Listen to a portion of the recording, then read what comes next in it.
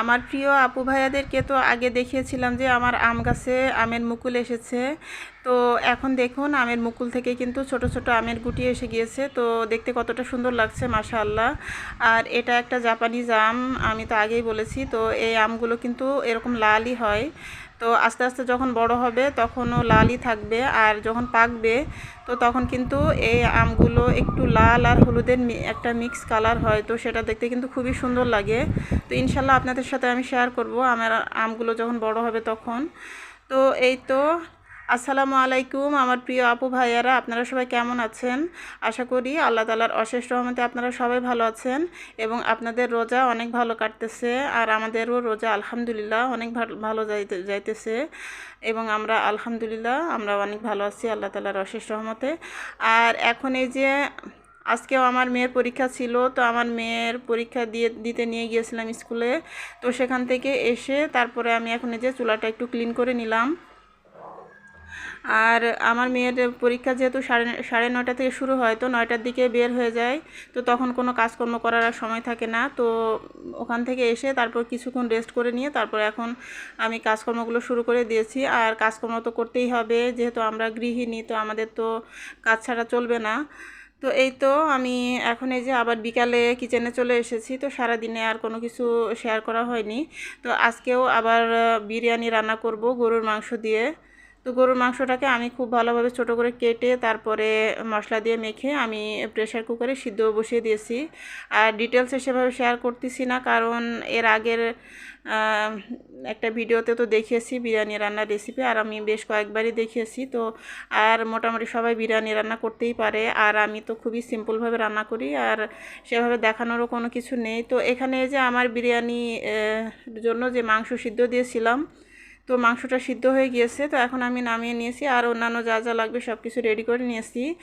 আর এখানে যে আমি ডিম সিদ্ধ বসিয়ে দিয়েছি। তো ডিম সিদ্ধ দিয়ে বিরিয়ানিটা খেতে বেশ ভালো লাগে, আর আমার বাচ্চারাও অনেকটা পছন্দ করে। আর এখানে যে আমি মাংসগুলোকে আমি পোলাওয়ের মধ্যে দিয়ে দিয়েছি, আর পোলাওটাও আমি আগেই বসিয়ে দিয়েছিলাম।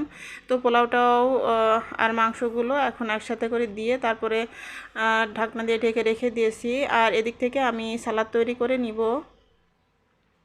তো এখানে শসা, টমেটো, পেঁয়াজ, কাঁচামরিচ তো সব কিছু কেটে আমি নিয়ে নিয়েছি। আর এখানে আমি একটু লবণ দিয়ে দিলাম আর সরিষার তেল দিয়ে দিলাম, দিয়ে তারপরে মেখে সালাদটা তৈরি করে নিব।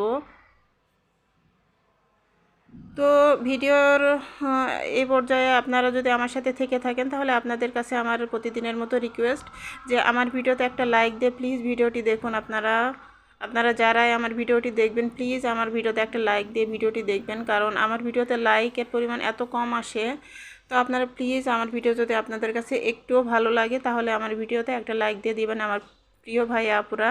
আর যারা নতুন আমার চ্যানেল ভিজিট করবেন, সেই সমস্ত ভাই আপুরা প্লিজ আমার চ্যানেলটাকে সাবস্ক্রাইব করে আমার পাশে থেকে যাবেন আমার বন্ধু হয়ে। ইনশাল্লাহ আমি আপনাদের সাপোর্ট করব। আর আমার সাপোর্ট লাগলে প্লিজ আমার কমিউনিটিতে এসে আপনারা প্লিজ কমেন্ট করবেন, তাহলে কিন্তু আপনাদেরকে সাপোর্ট করতে সুবিধা হবে।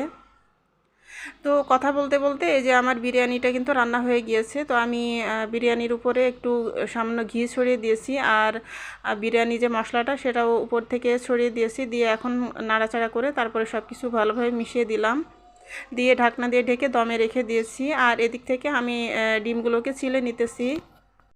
তো এই তো আমি এখন ডিমগুলো ছিলে নিব।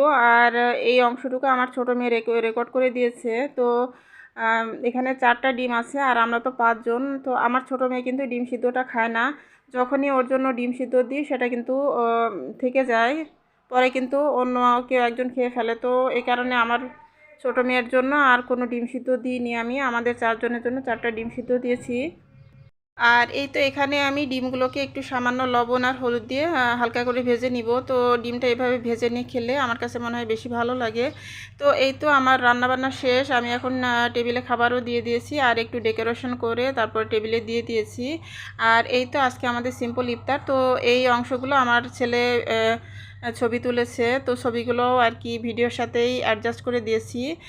তো এই তো আজকে আমাদের সিম্পল ইফতার। এখানে যে খেজুর আছে, তারপর দই, আর এই যে এখানে বিরিয়ানি ডিম দিয়ে একটু ডেকোরেশন করে দিয়েছি। আর এখানে যে সালাদ, তারপর পেঁয়াজ, কাঁচামরিচ আর দইয়ের লাচ্ছি ছিল।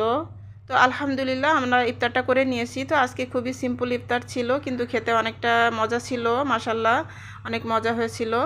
তো এই তো ইফতার করে নিয়ে এখন আমি এই যে একটু দই খেয়ে নিব। তো বিরিয়ানি খাওয়ার পরে কিন্তু দইটা খেতে বেশ ভালোই লাগে। তো এই তো, আর এই যে খাওয়ার পরে আমাদের বিরিয়ানি কিন্তু অনেকটা এবার রয়ে গিয়েছে। আর এই বিরিয়ানিটা কিন্তু আমার বাচ্চারা সাহারির সময় খেয়েছিল।